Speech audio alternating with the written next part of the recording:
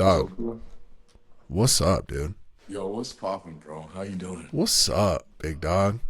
Yo, so many movements, such a array of events, such a chain of events, Just happening, bro, in the background, just working, just the universe, just putting shit in motion.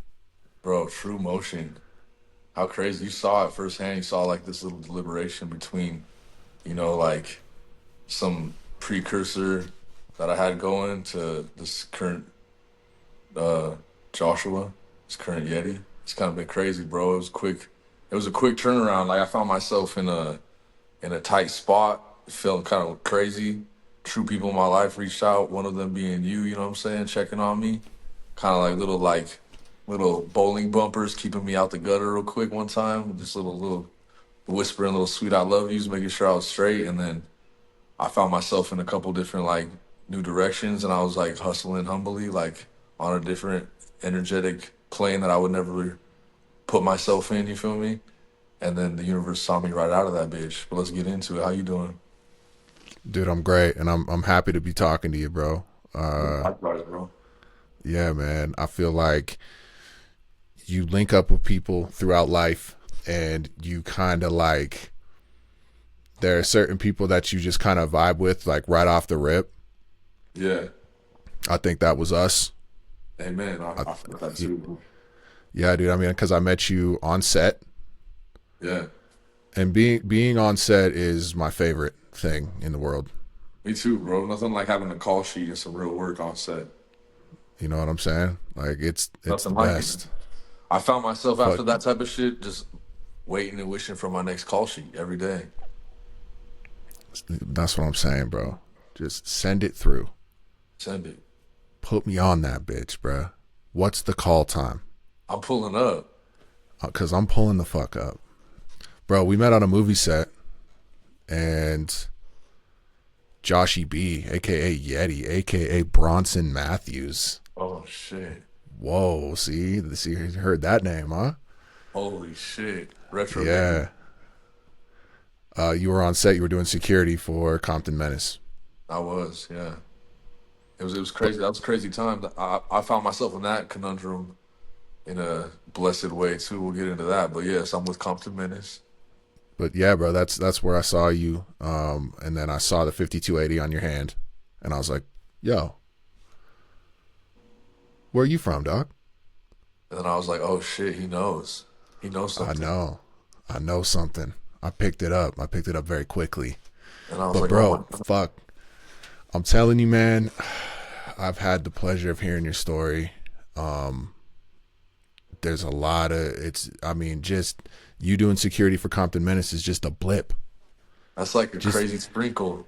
just a sprinkle, bro. Um, I mean, I want to get into it, dude. I think we should lead off with that, big dog. Like, Lead off with that. I think we should just like hear the story of start wherever you want, but like kind of give me that fucking that origin story because it's really interesting. It is pretty crazy, bro. There's so many ways we could go about this. Starting from that time period, I had found myself. This is like post dog pound Yeti. This is like pre what have you Yeti. You know what I'm saying? I was basically working a security gig that I got linked up. I was doing an overnight house security for Bia, the rap artist, and I was working with this shadow security team, and they were feeding me random work with random stars. I was doing some shit with Cowboy too, certain like transpo security for him, different wild shit, and I was just like, oh, I guess this is what I'm doing now, and it was cool. I was getting some bread that I needed at the time, and so one night I was doing this shadow job up in the hills, and I ran into Menace. And like we were vibing, I said the right things to him. He was dying laughing. It was cool. We had a little something. He's like, "I'll be back later. I'm gonna come get you." I was like, "What you mean?" He's like, "I'm gonna try to buy you out for the night, and I'm gonna try to have you come roll with us tonight." I was like, "All right, cool." And then next thing you know, he's like, "Yo, I got 800 for you tonight if you roll with me." And I was like, "All right, let's get it." And then next thing you know, I was doing a lot of wild shit with that boy. That led us to meeting. I think he was doing Compton Medicine had done a couple of little cinematic situations here and there, and so he was like someone to call on. He did a little quick scene with you. It was like a 1 day shoot, easy in and out. It was probably a bigger part of your big project, but for us, we were just in 1 day, out the same day. and we Yep. pulled up, and he did a little scene where he was like signing his soul to the devil to be like a good jazz player or something, a good piano man, something like that. Guitar player. Guitar Yeah, player, yeah, guitar player. it was that like it was like that, that age old like sell your soul to the devil to become whatever, and Yeah, yeah, I currently, I talked about this. I don't fuck with the dude that wrote that movie and yeah, directed it, yeah. Crazy. but I had an incredible experience producing that movie, and Yeah, I mean that's I what. met you on it, and I met Compton Menace on it, and that was actually a pickup day. That wasn't even like Yeah. principal That was a photography. miracle day. That was a miracle that you pulled out of the abyss. You made something happen that couldn't happen. We can get into that Yeah, later dude. on. You basically made a miracle happen. More miracles came from it. I met you. It was a cool little funny scene. It was simple shit. It was like a cool location, whatever. We got in, we got out. We stayed linked up. From there, bro, I started like that was like right through the tail end of what I had going. Right up until then, I got in the situation where my boy Chuck out here in New York, he had hit me up and he was like, "Hey, bro, do you got anybody that could like put together an NFT project of any sort?" And I was like, "Yo, honestly, bro, there's this guy, James Peter Henry, in my building. I was living in the Kimpton, the La Pierre Kimpton in West Hollywood. I was in there. I had some sweet deal for some training hookup. I was getting like some base rate for a monthly, so I was staying there for a couple months, what have you. And there's a guy that's his studio, his art studio, and he lives there. His name's James Peter Henry. He's a good friend of mine. He's a good artist. He's got his own unique style. He had just done this like super successful Kobe Bryant tribute NFT in his style, and that shit boomed and went crazy, and he made dumb loot. And so he was hot in the space, hot name in the space. So my boy Chuck calls me. He's like, "Hey, yo, you got anybody?" I was like, "Shit, I got anybody." My guy's got you for sure. He's downstairs. I'm gonna talk to him. 30 minutes later, group text, yada yada. And then I just ended up getting a sick ass chunk of change, Ethereum style, for no reason. I got paid my little connection fee in Ethereum. I was straight. That was God just threw that at me. I was like, wow. Okay, so now I got an Ethereum wallet. I got to figure this out. Got MetaMask, XYZ. Synergistically at that time, Root Strength is one of my brands that me and my homie Roddy made. That was like starting. We had just bootstrapped that and got it elevated, and now it's in some people's hands. Whatever, we're gonna go launch that thing in maybe Florida, maybe somewhere we don't know. There's like little talk about maybe doing it in Colombia. So then now this Ethereum hits. My boy mentions we should do it in Colombia because our manufacturer's family has like some property out there that we could rent for our time there. XYZ. I'm like, oh, this is all coming together nicely. So we hop out there real quick. I go there for like shit. I'm supposed to stay there for 9 days. On day 7, I was like, I'm missing my flight back, bro. I gotta spend some more time here. This has like gone too quick. So we ended up finding a way to hustle out there and stay out there cheap as hell, bro. It's I don't know if you haven't been there to Colombia yet, bro. Your money goes like at that time I think it went 3 times as long. And then when we like left, whatever, now it's like 5 times as long, bro. So you go out there with a little bit of money, you go a long way. So that was a fun experience. We ended up getting this spot where I was paying 700 a month, he was paying 700 a month. It was a sick ass loped out jungle Tony Stark cement stairs coming out of the wall type joint with hammocks everywhere. And then we had this little abuelita. She was cleaning the spot. She would come Monday, Wednesday, Friday. She'd go from like 6 to like 5 p.m. going crazy, folding socks into origami, cooking anything that was in the house, bro. Teaching us Spanish. Sick, bro. Next thing you know, she's like, I'm like, how much per week? She's like, oh, da da da, 60 American. I gave her 80. She said, oh, no, no. I said, no, baby, yeah, let's go get you something. She shows up next week, new Swiffer wet jet, brand new. Sick. Yo, real quick, when you're leaning forward, I want to get your whole like head in frame. You know what I mean? So when I cut clips of this shit, Like here, your whole body, so you have like a little bit of room in between your head and the top of the frame. like Yeah, this, like that. That's swagged out. like this, That's even more swagged out. That's like like, like this, like this. yeah, bro. So just to recap, Yeah, because that's a lot, right? that's a lot. Compton Menace doing security, right? somebody contacted you for to see if you could make a connection to an NFT like creator, if you will, an artist, if you will. if you will. You link up with your boy in New York. You pop out to New York. You meet the artist. You plug that artist in with the homie that hits you up to connect him. You made some bread off that, and you're like, yo, I'm starting a brand. Let's go to Colombia. So I said. Boom. So now you're in Colombia. So now I'm in Colombia figuring it out. I'm going to this hike. It's called Tres Cruces. It's fucking immaculate. Think about you going to Boulder, you're driving into Boulder. Oh wow, it's all like kind of like this burgundy fucking orangey color and like cool epicenter of a nice panoramic fucking pine. You go to Colombia, it's jungled out version of that. Same shit, bro. It's beautiful. And then I start realizing this. I'm out there long enough. I'm going to Tres Cruces mad times, ordering the Uber. Stupid cheap Ubers, bro. Ubers that would cost you 60, $70, $4. Damn, son. Oh, whoops, I missed the Uber. I was too lazy to get out there in time. They're gonna fine me 47 cents. And so, are you in Bogota? I'm Like you're in in the I'm in mountains? I'm in Paqueres, which is like the WeHo of fucking Medellin. Oh, okay, I got it. But also, fuck all that. This is actually what it is. So I'm out there long enough. I start realizing, the main highway here is what I-25. I'm like, whoa, that's weird. I do some more research. The main elevation there, mile high. I'm like, what kind of bizarro map is this? They just folded this bitch in half one time. This is fucking tropical Colorado. Welcome home. Welcome home.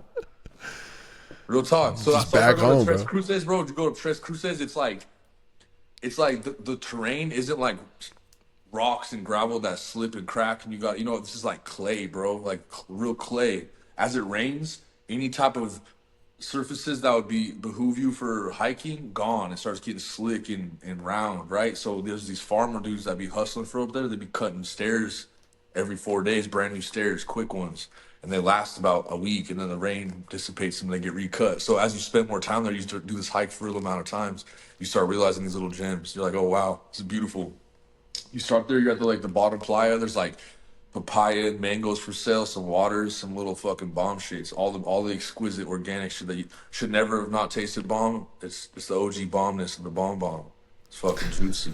You feel me? So then Yeah. you get your little papaya slice. Sink. You start hitting this hike that's no punk bitch. Like the first, so you get to that first false peak. It's like basically like a running hike to the top of this false peak. You get up there, oh damn, I thought I was at the top. Now I see way more. But I have an alleviation station, and there's also this calisthenic gym right here that I could just vibe out. I could just call it a day, head back.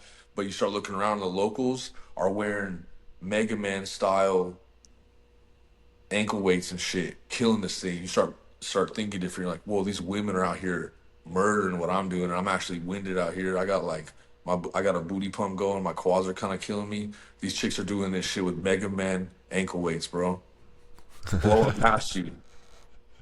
Amazonians, bro. And you're like, damn, this is real shit. So, and people are out there getting it, right? So then now you finally get up to the top of the real peak, and there's like three crosses. It's beautiful. There's another calisthenic gym up there for push-ups, pull-ups, all what have you.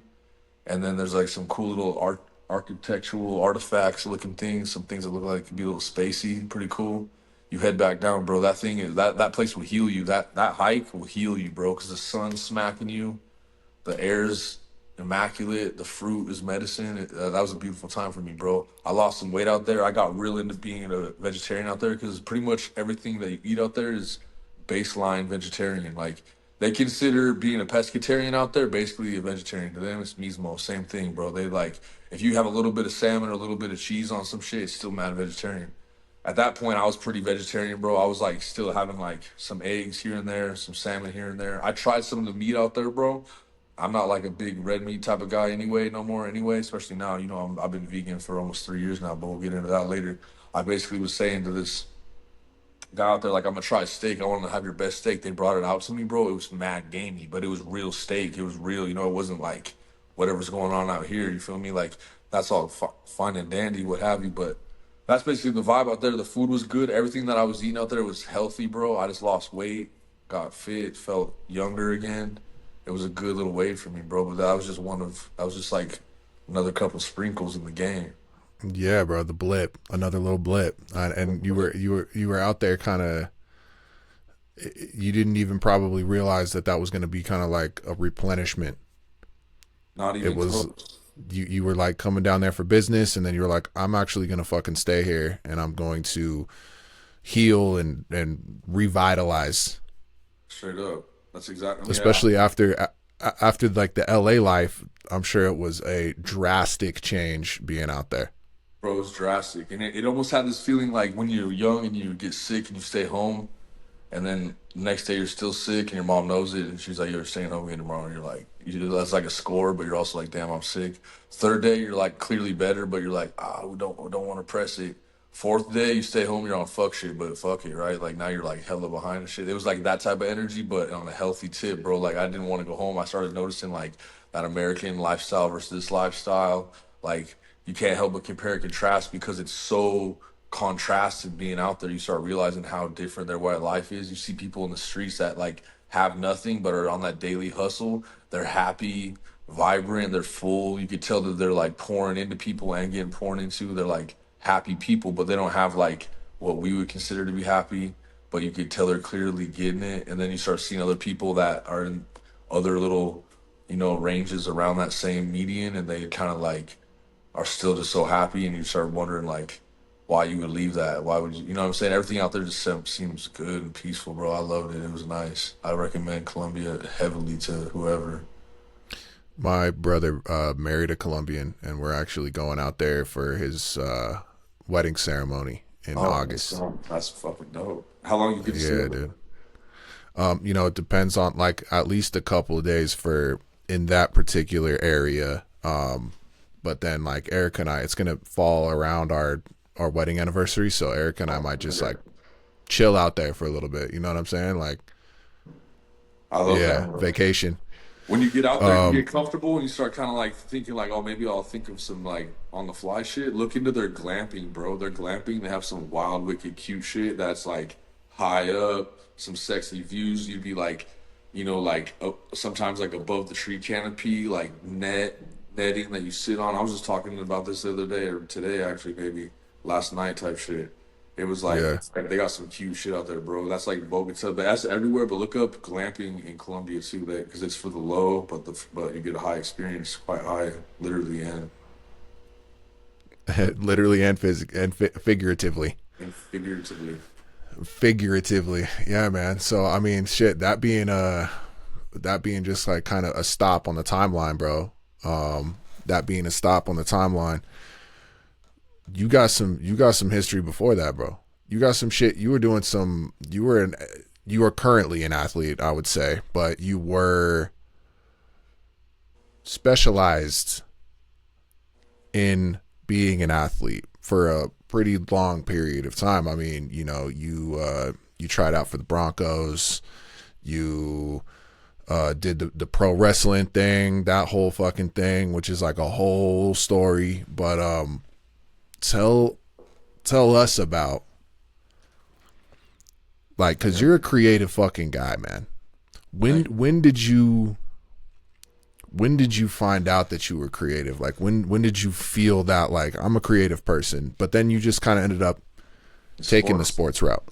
Yeah, no. To be honest with you, bro, I felt that shit mad young, but I didn't really know that that's what it was. I just always felt like almost kind of like an aggressive urge to like make shit. And even if I didn't have nothing to make nothing with, I would like immediately create something out of some bullshit that I had around me. You know what I mean? And then I started like realizing this was a trend, and my mom realized that it was a trend too, and did her best to try to like put me in scenarios to do some creative shit. But that always became a little more motherly, like on some like I remember my mom bought me some cross stitch one time, and she like it was just like had a pattern on there, and it was like you follow these X's and you make like it was like a watermelon or something, right?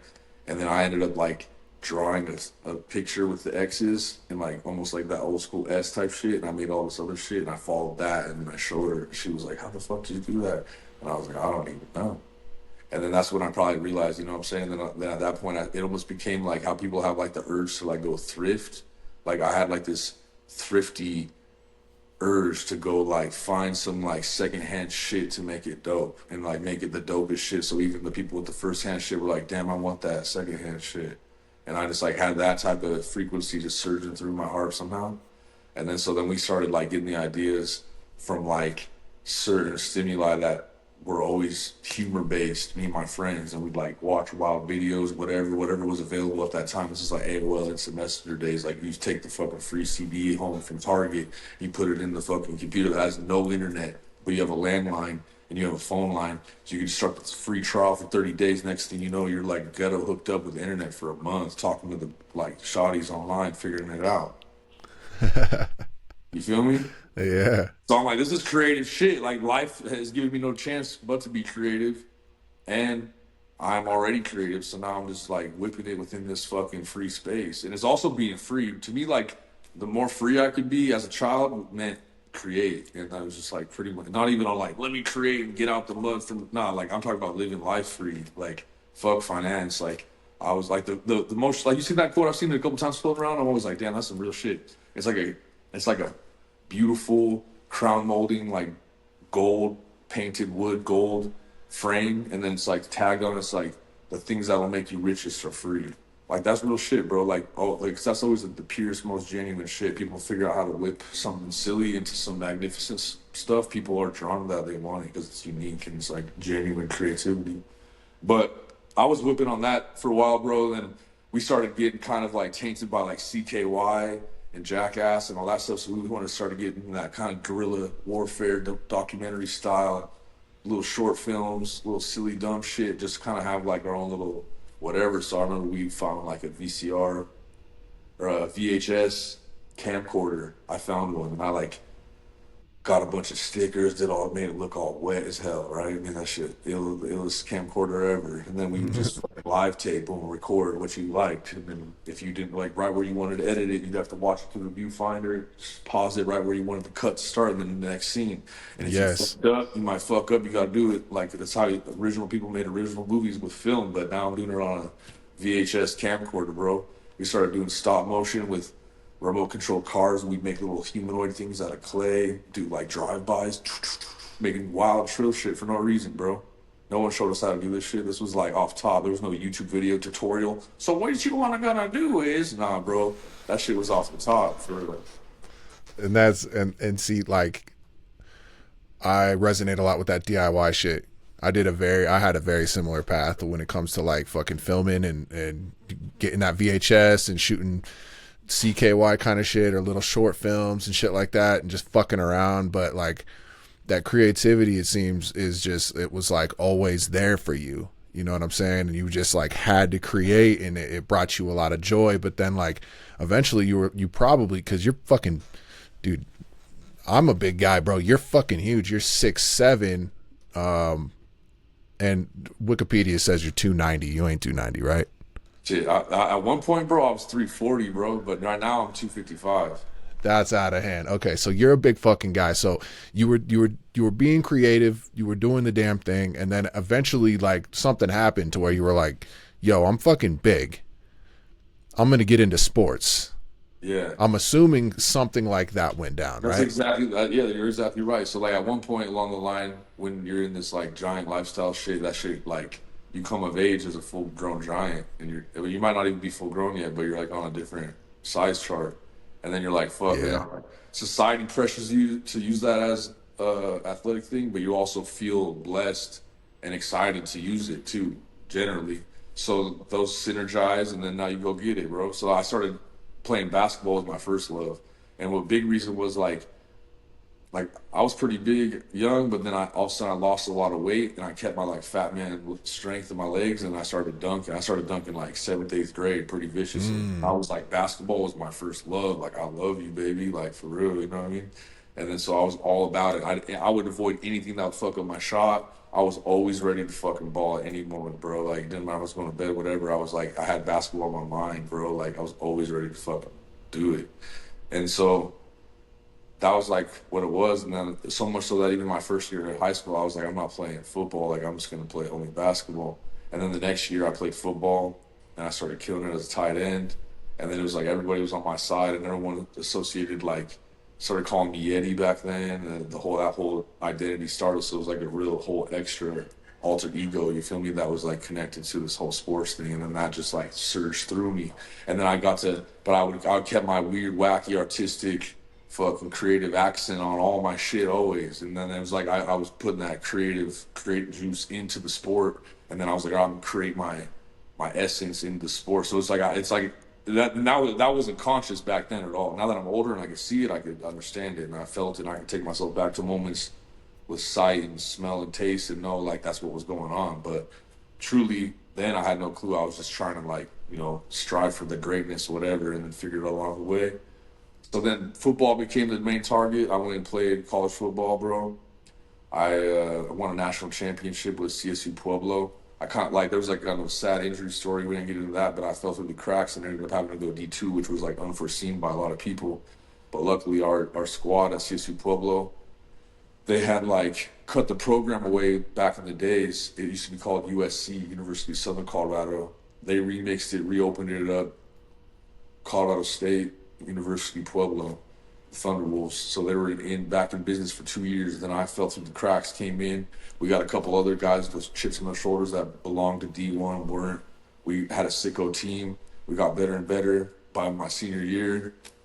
After 2 ACL tears and shit in the position change, I went from tight end to D tackle. We won a national championship 2014, bro. Fucking no cap. We took that school from like ground zero to the fucking championship status within like 6 short years. I was like 44 of those years. I was part of that shit right into the epicenter.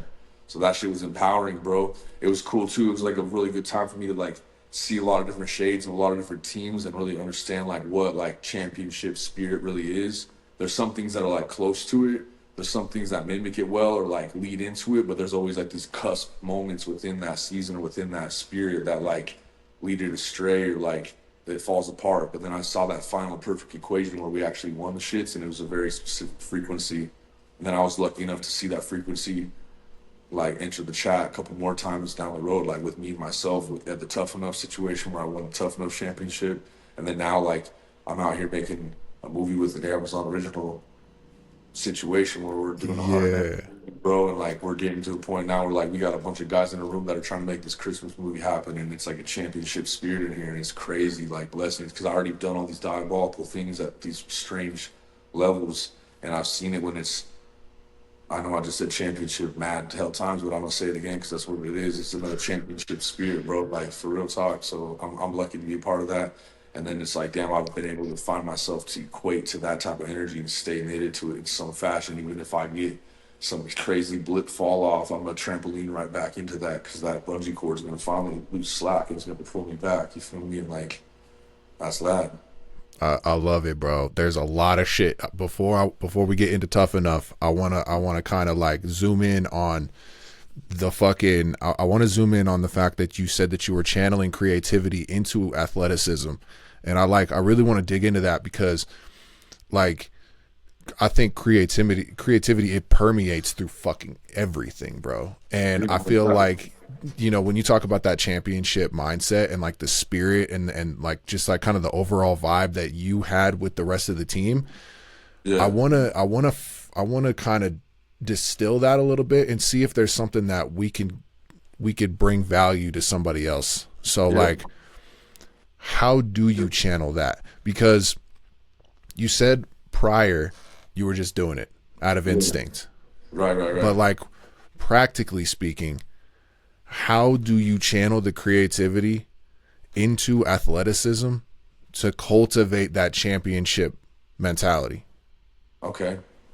So I think to be creative is to be like confident first and foremost. Like if you in the moment, if you're not confident in yourself, it'll show in your creativity because the confidence is what makes it like a flush stroke and everything's crispy. If the brush is kind of dry and you ain't confident, you're gonna have to go over it again anyway. But if you're nice and confident and you took a nice fucking deep fucking dip in the paint, that's just gonna run thick and nice. It's one stroke done. You feel me?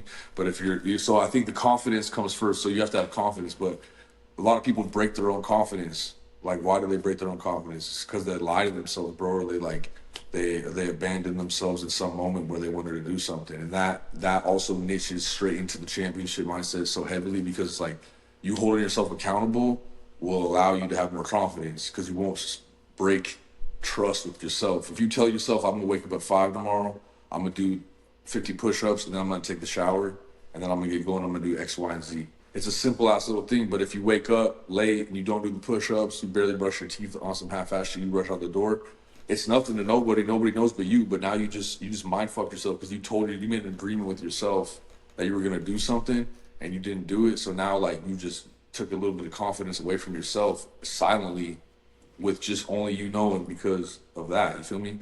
But if you would have got up, you would have done the shit. You just want to prize with yourself. You made an agreement with yourself. You're fucking killing it now. So now for the rest of the day, you're shining a little bit brighter because you know that you already you already won something. You feel me? And that shit's so quaint and so little and such a small detail. But if you start living life like that, everything you do without trying to be a hoorah bastard and like, you know what I'm saying? That's just who you really are at the core. That shit fucking permeates to others around you. And then now if you're all on the same mission together and then you start preaching these things together, and it doesn't have to be this like disciple like congregation shit. It can be silent. It can be a vibe. Like, you know, it just has to be chemistry, real team chemistry. And sometimes, Unspoken. you know, sometimes the championship's just with yourself. So you got to be having that self-talk too. But whatever, there's got to be some sort of coagulated communication that's good and understood and clear and clairvoyant with the squad. And then if everyone starts those patterns and you bleed into each other, then you start feeling it in the air, bro. And like you start realizing some people are holding each other so accountable, you got to say nothing. And someone already did something that you wanted to ask for because they already knew, because they knew you were going to ask, because they're on it, because we're on the same shit. Now that shit's going crazy. And then, oh, fuck, I was going to do this, so I don't want to let this guy down, but I know how to solve it. This is how I think I should solve it. I'm going to talk about it, boom. Everyone's fucking, it's just this like ever-flowing Rubik's Cube that just keeps going flush face and everyone knows it, and then we just re-scramble it to find the face again, and then that just keeps going, bro. And like I said, it could be a squad, it could be 2 people, it could be 1 person, it could be 100 people, whatever. But that shit's hard to do. But when you have it, that shit's super magic, dog. I think I love I love all that. And I especially love the fact that it was like when you said create, like, confidence and creativity work hand in hand. You know, confidence, you know, you build that confidence within yourself because you build trust within yourself. Because when you tell yourself you're going to do something and you do it, you build trust with yourself. And then when you do break those promises to yourself, then you're not being honest with yourself. You're breaking your own trust. Straight up, bro.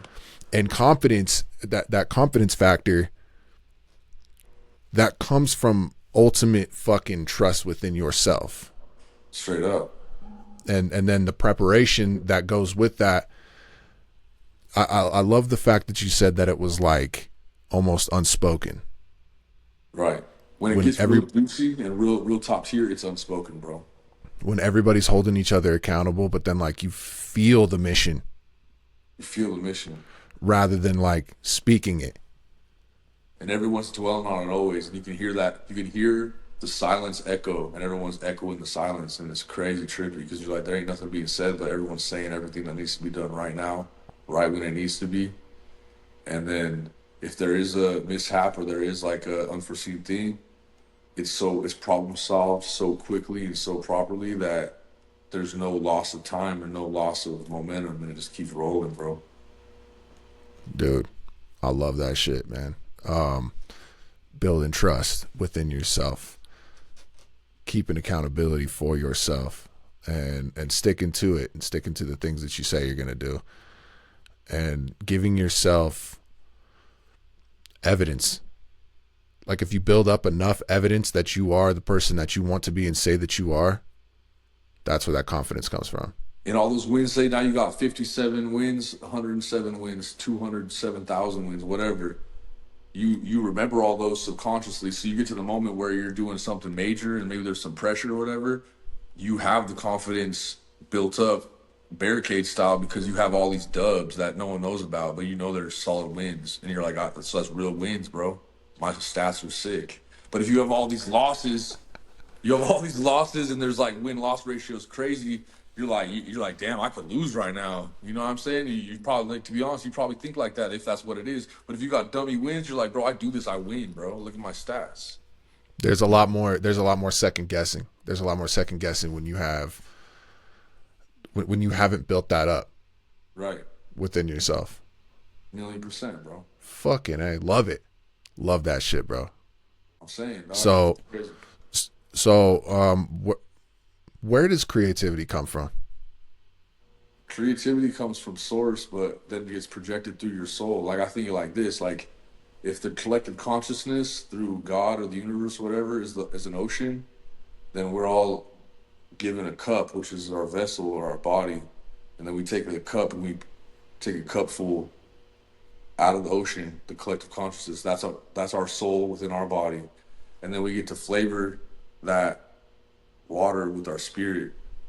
So that spirit mixed in our soul, that's where the energy is for our creativity, bro.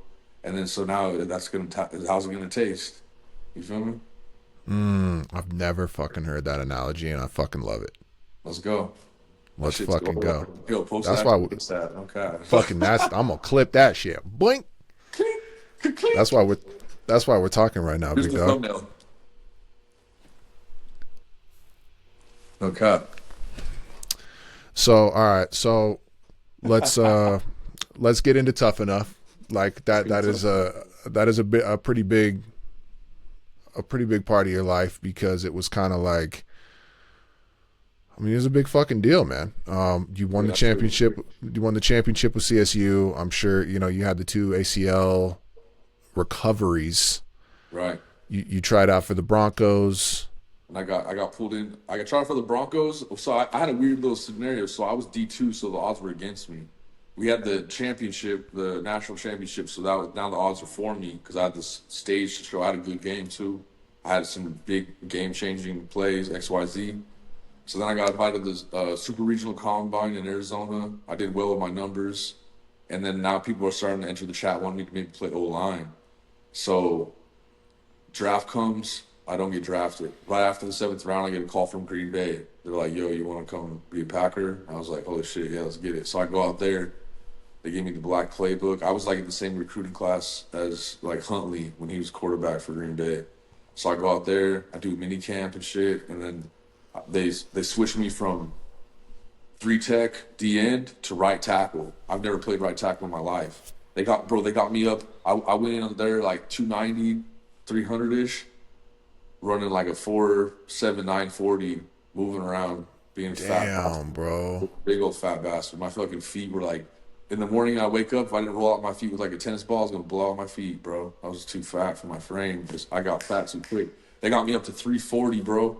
I'm playing right tackle. It was a mental battle because I did not want to play right tackle just because I never played it, bro.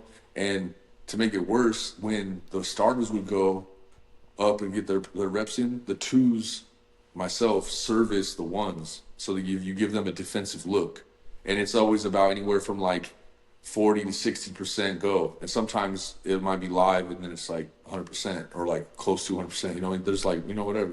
So I As would be far as going like to getting the reps in, you don't go 100% on every single play.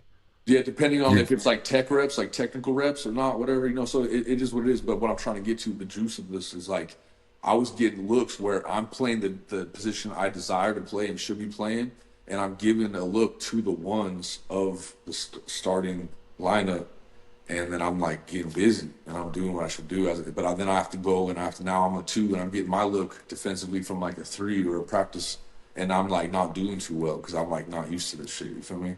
And so yeah. that was kind of crazy. So then eventually it was like they had me come in, bring in my black iPad, swap it out for a white iPad, offense, defense. And then I finally got called in, and then they released me. They wanted to suggest me to go play CFL, do XYZ. Then I got into the Broncos tryout situation, was maybe gonna like resurrect there.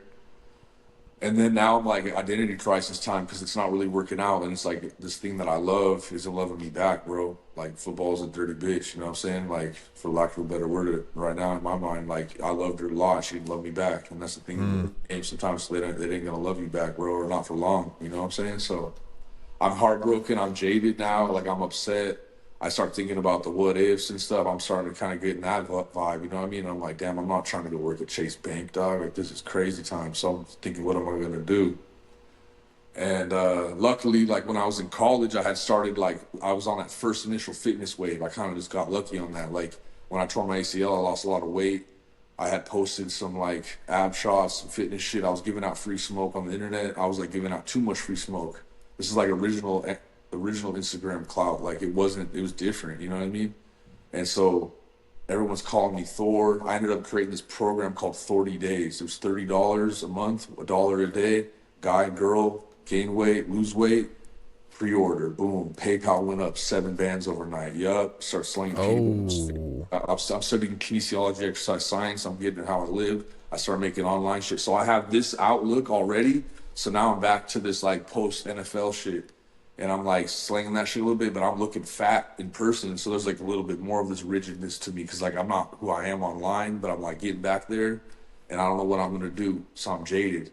I get this catfish ass email. It's like, yo, do you want to Skype us for a chance to get a WWE tryout? I'm like, elite, you know what I'm saying? yeah. Skype's outdated. Skype is never cool, bro. It was never cool, huh?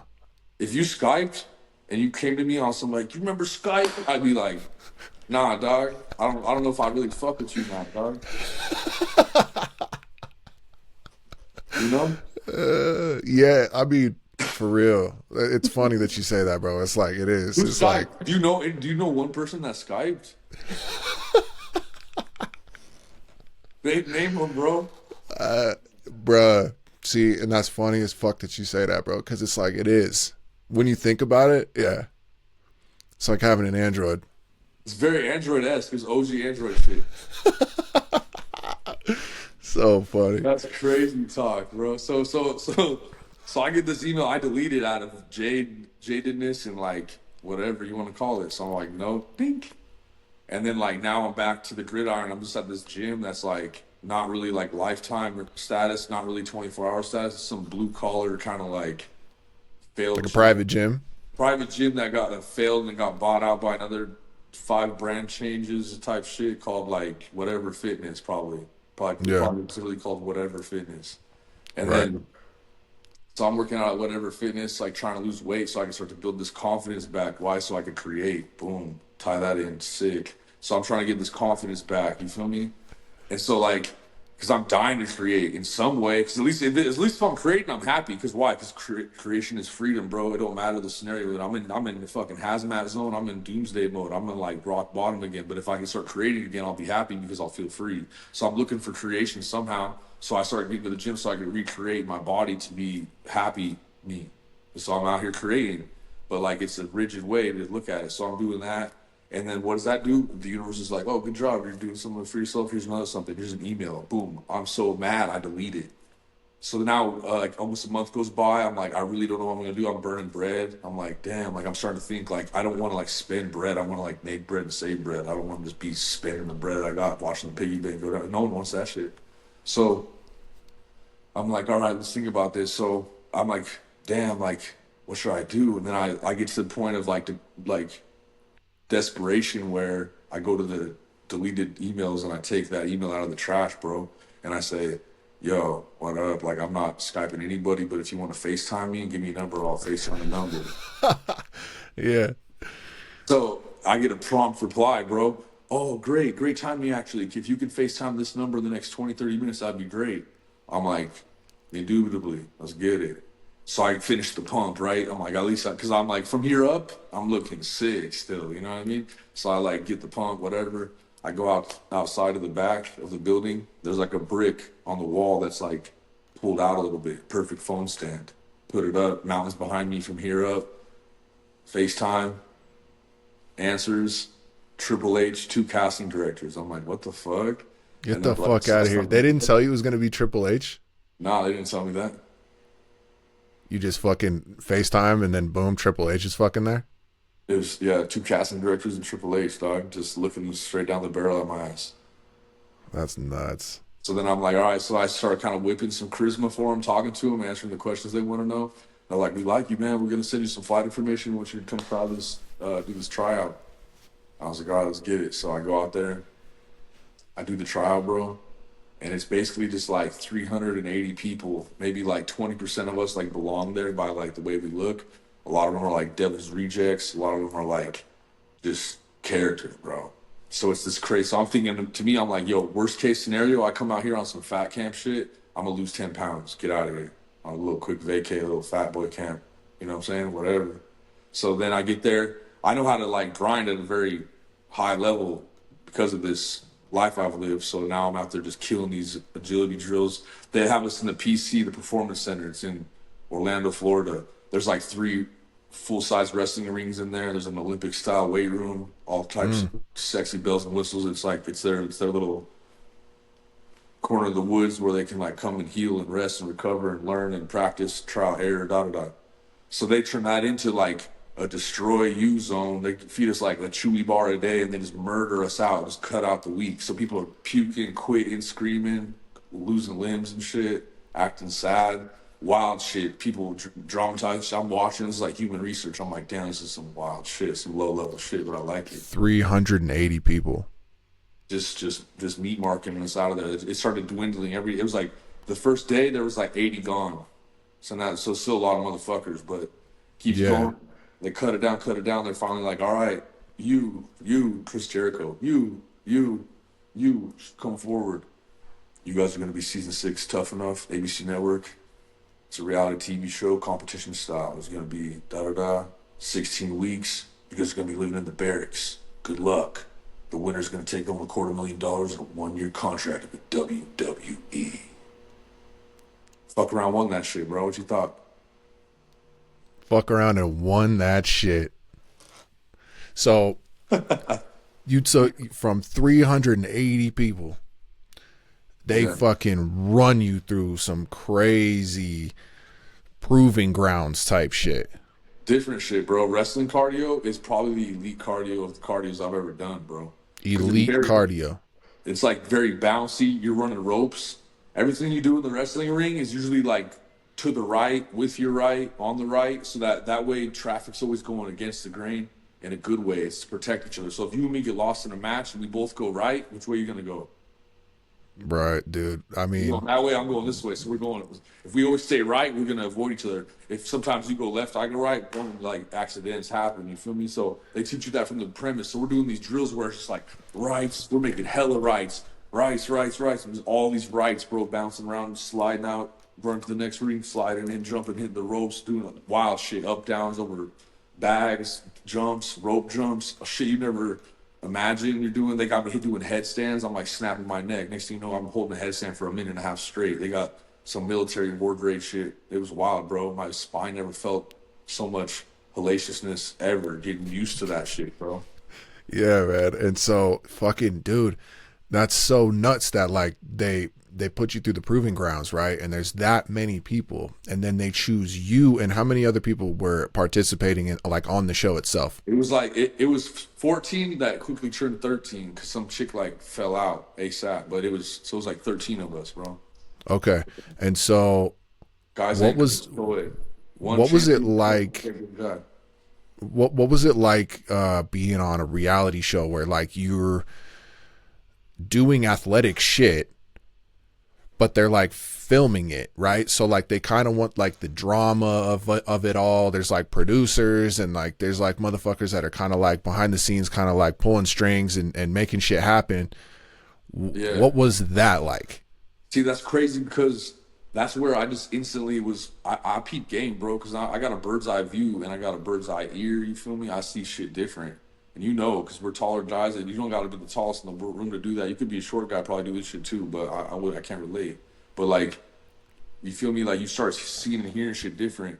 And I started seeing the set and versus the cast. I saw the crew as like an asset to me and like as allies because they're blue collar guys and that I can relate and they fuck with me and my essence like resonated with them right away, true and through. So like I could communicate and it was cool. So I was like, okay, I don't want to be this like brown nosed bastard out the gate, and I'm not that anyway. But like I'm gonna definitely play the game and like talk to these fools and like earn their trust and I'm sure they're gonna fucking do me right if I do them right. You know what I'm saying? So I was always cool with these guys. I saw how they work. I peep game. I watch how people work. So I'm very observant to the area. You know what I mean? Because this is my new canvas. I gotta fucking know what I'm working with if I'm gonna create this bitch. So I start seeing all the rules. I'm also kind of like a little reserved because I'm still trying to lose weight. So when the show started, I'm like 308, which is like outside my average for sure. Yeah, right, right. So I You have were this still big goal, as fuck. this internal personal goal, like I'm gonna bring this crazy confidence back out of me if I can start looking real good again, which I already had many times before, but I had some pretty big peaks right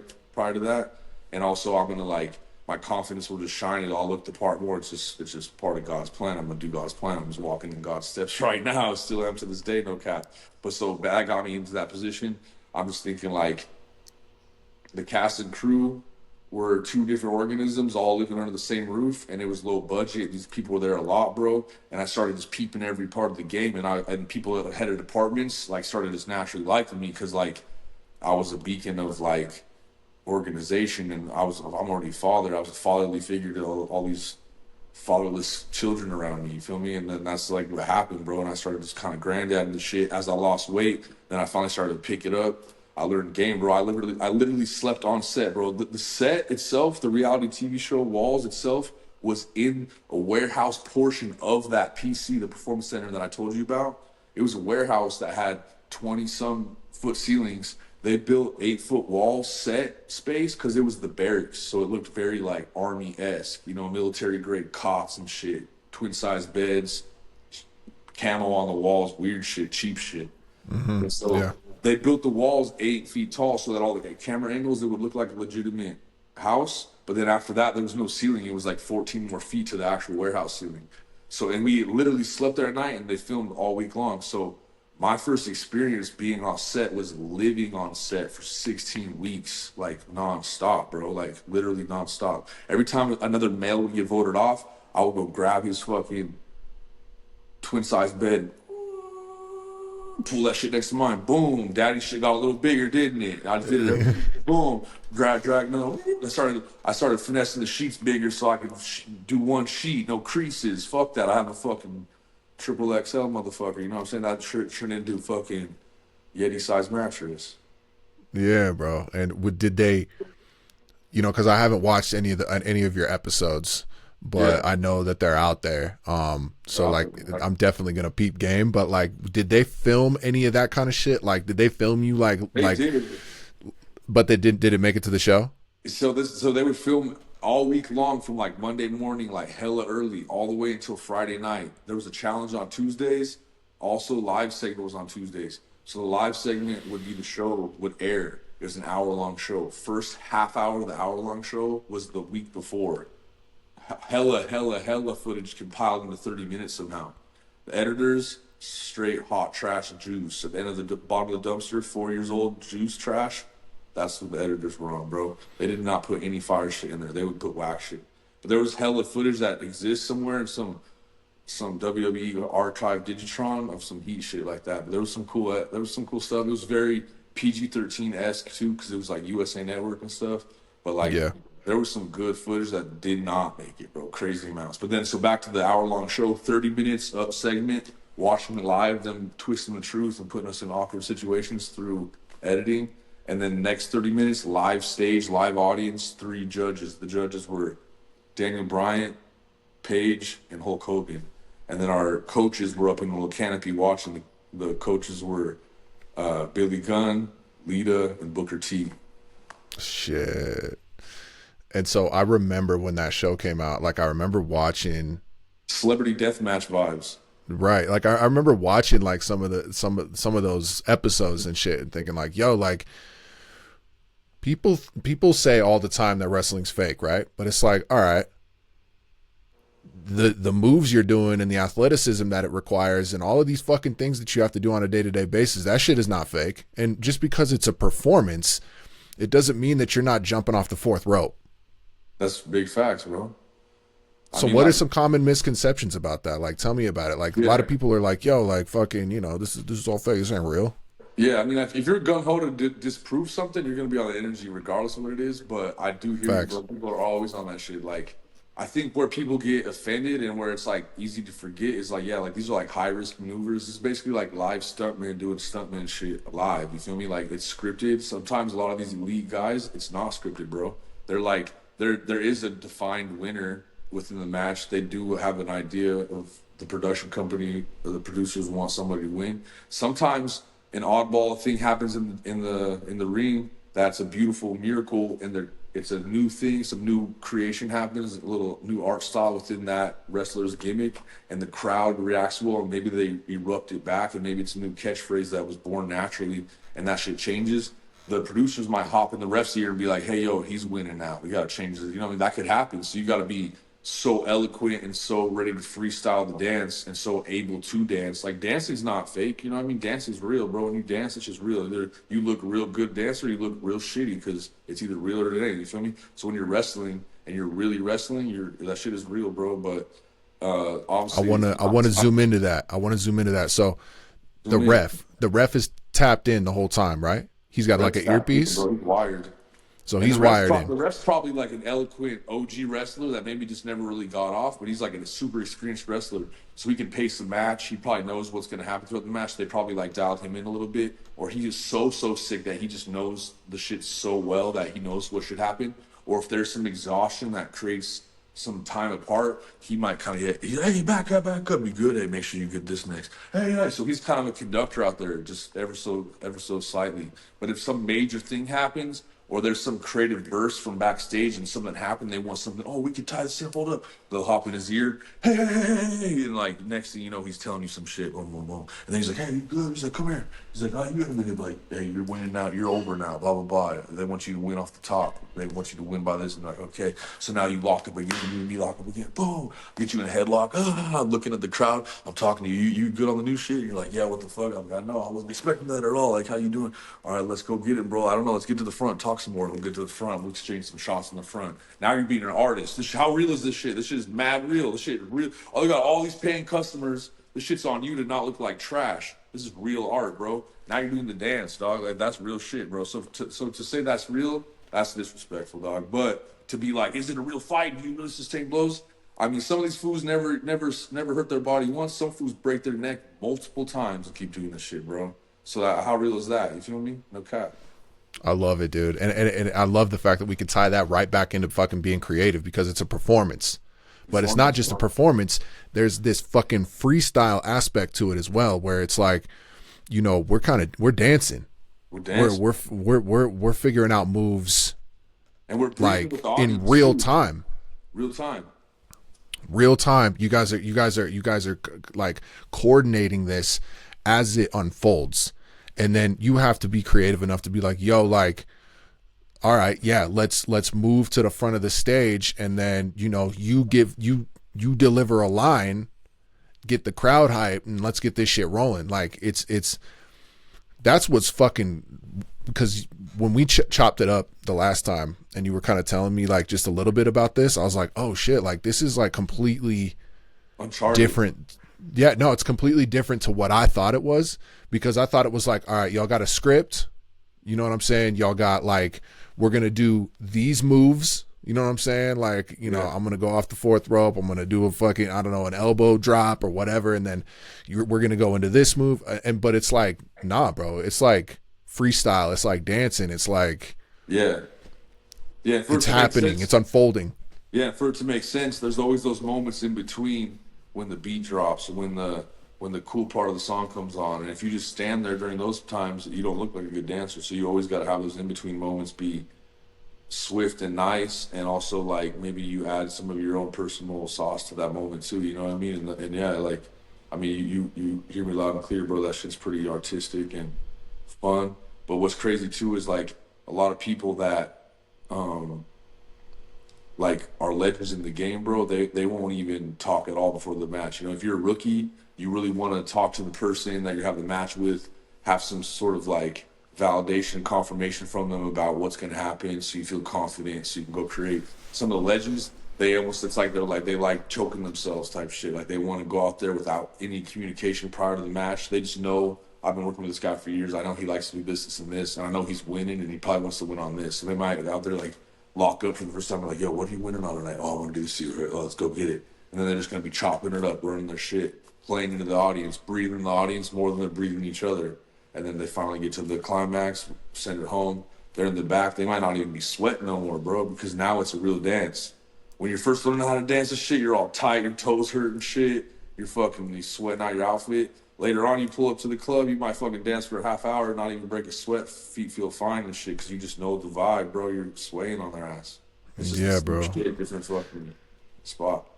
And so did you get put on game to all of this just like as you are participating in this competition, or is it just like you had to pick it up as things were going along? Like how did you kind of like jump into the world of it all? Because you were on the reality show, you end up winning that shit, you end up beating out, let's just say you ended up beating out about 400 fucking people.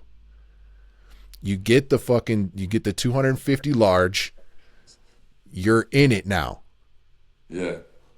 How did you acclimate to that, bro? How did you assimilate into the culture of wrestling? Shit, I was Osmosis Jones, bro. It was crazy. I had to do everything by osmosis, bro. It was like, and if anything, a lot of the people that didn't like the way I got into the shits, or they didn't like think I deserved it, or they had some sort of negative connotation towards me that was unsaid. There was a lot of new style booby traps set up for me that I had to kind of high step through as they came, and I had to be very tight on my game. It was crazy. Like there was a lot of like strange things coming up, you know what I'm saying? And like I would find myself in situations, banana peels would come up and I'd almost slip on them, or I'd be slipping on them and I would just land in a nice tight side plank and just get up and move forward and keep it going, you know what I'm saying? Or some Yeah. people would like assume I would fall for some shit and I wouldn't take some bait. And then like eventually they kind of started to get my ass, but it was crazy up front, bro, because there was like already like a tough enough curse. Like all the tough enough winners throughout the years had like barely lasted a year, crashed out on some wild shit, drugs, women, alcohol, all of it. Got put into some weird squash matches where they were meant to look like asses and then just ruin their career. And then they were probably being psychologically battered even worse back then, because we're talking like my shit was like later on in the game, you know what I'm saying? Like there was still some, like, this was like pre-Me Too era, but like not by far, you know what I mean? So shit was kind of getting tight. You couldn't be like publicly bullying people and shit. Back in the days, people got off on that shit, you know what I mean? So like these Yeah. people that won the game, won the show, and got into the situation, because it was like this, bro. The first time I started shaking people's hands, I go to shake hands. Let's break that down real quick. I don't know. Some of y'all weird ass motherfuckers out here shaking hands weird. Let's talk about this shit, bro. When you shake a man's hand, if you grab right here right away early and you do that weird thing, like, A, that's not emasculating to them, and that's just weird, bro. Stop shaking dudes' hands like that. Like, get that good hand. I can't do it. I can't shake my hand, but get, you know what I'm saying? Get this type of shit going, good shit, you know? Don't do this early grab shit. That's weird, bro. It just makes you seem angry and weird. It just makes you seem angry and weird, and it like makes my pinky feel weird, and then I can't look at you the same no more. And it didn't win you over to me. I don't think you're like dominant. I just think you suck at shaking my hand. And then dudes that are like super aggressive and shit, I don't know. Like I can do it because I got like room for the turbulence, but there's no need for that, bro. Stop that shit. You know? Room for Like the you don't gotta be turbulence. quaint. Don't be like. Oh, Don't be shit. too soft, you know what I mean? But just have a good handshake, bro. It's not that hard, bro. And then some of y'all like you dap it and you got like a nice symmetric congruent like dap, like that feels good. Like you know what I'm saying? Whatever. Some of y'all motherfuckers be doing this like uppity weird end shit, and I'm like, wait, dog, that felt weird. Like, let's just keep it cool, bro. Let's just flow together here. Whatever, if you snap, you snap. You know what I'm saying? It's not too hard. There's a lot of people fucking up handshakes out here. Maybe no one ever learned them how. You know what I'm saying? They haven't shook enough hands. They're so in their head. The handshake is a very telling thing. You feel me? And I'm gonna tell you why. So I go into this fucking business now, and I go shake someone's hand. I leave it up to you. I have a big paw. I leave it up to you. What do you want to do, dog, on this handshake? You know what I'm saying? I'll match your energy. If you're on some weird shit, I'll let you do your weird thing, and then we're out. Like in the WWE, I gave them my nice, big, giant, gentle handshake, and these fools would grab it and they'd wince. And they go, they'd be like, hey, it's not a shoot, brother. Take it easy. Oh, I bet you this guy's mad stiff in the ring. And you're like, whoa, that was a mouthful, motherfucker. What'd you just say about me? So they're basically like right away trying to make you feel inadequate because you shake hands too rough when I know I don't shake hands too rough. They're like trying to make it seem What like, the oh, this guy's fuck? stiff, meaning like you're going to be in the ring actually hurting him when you lock up and you're going to be stiff because to be stiff, like bro, when you pick me up in the WWE, you slam me, I'm doing half the work getting slammed. I'm pivoting off your hip, I'm holding myself on you sick. You're just guiding me and I'm putting myself down. It's crazy work. But like to be stiff means you suck and you're rigid and it sucks and it's hard and you hurt and I hurt and it's hurtful. To be soft and flowy, you can make shit look good, right? So anyway, these motherfuckers like shaking my hand weird off the top. I could tell the first handshake with people if they fucked with me or not. It was so telling. You know what I mean? I would say 88% did not fuck with the Yeti up front, and so I had to kind of like just be myself and charm it up. But a lot of them just were chose up, bro, because a lot of their people there that are higher up from them, whether it's like in the coaching staff or whatever, they knew they didn't like me because they wouldn't have liked me when they were in the shits. But now they're not wrestlers no more. They're just coaching the shit. They're in the production office, whatever. So there's this little grimy, weird hierarchy system that I was a part of up front that was like not to my benefit, bro. Sadly and good and gratefully to the universe, that little era has died now and got mashed down. There's this like fuck ass motherfucker named Matt Bloom, Prince Albert. That fool can fucking choke on a dick right now, dog. That fool on side that fool kicked that fucking Humpty Dumpty fucking and had a great fall motherfucker in the face, dog. No cap. This fucking watermelon potato head ass motherfucker is whack, dog. That fool sat on my crib sick. He ratted out Mandy Sachs. You could Google that shit. This fool's a bitch ass fool on site. Matt Bloom, no cap. You could edit that however you want. Fuck you, Matt Bloom. Anyway, that fool was my coach, bro. Only because Billy Gunn was my coach. He had my back. He was gonna help strap me up and properly send me to the fucking moon. But then he was doing old man strongman competitions, was taking a little yada da to just really get it how he lived. And they tested him, and he popped for some performance enhancements, and they canned him. And then they upgraded Matt Bloom to be my boss. That fool hated me, bro. Wait, so people aren't on gear? No, mad people are on gear, especially retrograded ones. But like when I got in the mix, bro, they would test us once a month, the second Tuesday of every month for street drugs and for performance enhancers. If you failed, $2,000 fine, dog. But like, obviously, the names that you know, household names, I'm not gonna get into. I don't want to get political, but the people that household names that you would assume are on gear have been and will been, and they're making big bread for big people. So they're gonna be like, oh yeah, you're tested, good, whatever. But the new meat, they're trying to set the new wave. And also like when Chris Benoit killed his family and killed himself and all that wild shit, they were trying to blame that securely on steroids, not the business, like as if the steroids alone did that shit and like mask it away. So then when that happened, they had to create more fucking repercussive echoes from that. And now in this generation, it's like everyone's tested for everything up front, especially NXT. They don't want no games. It's like on some college collegiate bullshit, but it is what it is, bro. I'm lucky. I only had to worry about weed, and we did cardio so much that I would sweat that shit out of me. But one time I had just smoked that morning before breakfast. I go to the PC and Matt Bloom's like, Yeti, go back out to your car. Get your ID. You're getting tested. And I'm like, oh, great. And then I'm thinking, damn, am I stupid? Like, fuck, I just smoked. Like, I didn't take no time off. I was smoking. I smoked that morning, bro. You know what I mean? Like, shit. I can perform high. Like, I smoke because I got a giant ass vessel. Sometimes I got some creaks and cracks that be hurting me. I can smoke when the fuck I want, dog. So I smoke. And so there's this technique to potentially save yourself from that shit. So what I did that technique. I had it on me. So the technique is you get a Gatorade, and you go to like Walmart or some whack ass spot like that, and you go to like the Jello aisle and you look for like pectin pack. It's a big ass thing. It's like if your grandma, some abuelita is about to make a big ass vat of Jello for fucking 4th of July. They get that supercharged one. It's like without color or whatever. So you buy one of those. You fucking drink the nectar of the fucking Gatorade, then you pour all the pectin in the Gatorade. Chug it, chug it, chug it. You got to get one piss out before the test. Now, all that mass amount of creatine that's from the pectin is allegedly going to push all of the THC into your fecal matter right now out of like anything that's going to come from your piss. And then now you hit it. And I did exactly that, bro, when I should have got fined 2K because I smoked that morning, bro. Passed. Damn. No cap. Damn. And so you're in it, bro. You're like, you win. You got a coach. They got you in like you're not like doing like tough enough or not tough enough. You're not doing like raw or like in front of like thousands of people and shit yet, right? Like you're in a different kind of like division. I'm in a weird swing thing. So like NXT is absolutely a different division. It's kind of like NCAA to NFL, but some people back and forth. But I was already on some SmackDown and some Raw and some shit throughout the show as we traveled and stuff. And we came out as the roster dwindled because people were getting voted off. They would put us in more positions to get marketed and seen and voted for. So I was in this like swing action already. And then I had found myself, because of how I was operating in life, I was on Total Divas quite a few times too. So now, like, people, that's another reason for people in the company to hate me, because I was like, oh, he's got all this shit, all these checks. I hate him. I hate that pig man. Bad pig man. I hate him. Oh, he loves everybody. Hate him. You know what I'm Yeah. saying? So that was the vibe. Yeah. So that now, but I'm swinging. So at first, I'm doing all the shit that these NXT people are doing heavy, but every once in a while, I have to show up here, and then they hate it, and then I show up here, and they try to squash me down, but then it ends up backfiring, and then I get a tweet out, and then one of my tweets goes viral because I call some guys a jobber, and they like kick me out of the locker room, Stone Cold Steve Austin style, and I'm like into the hallway for the rest of my career. Sometimes getting naked in the hallway just to prove a point because I don't got a locker room no more because they're trying to act hoe shit. When they initially kicked me out of the locker room, they fanned my shit out in the hallway, bro. Like bitch ass foods.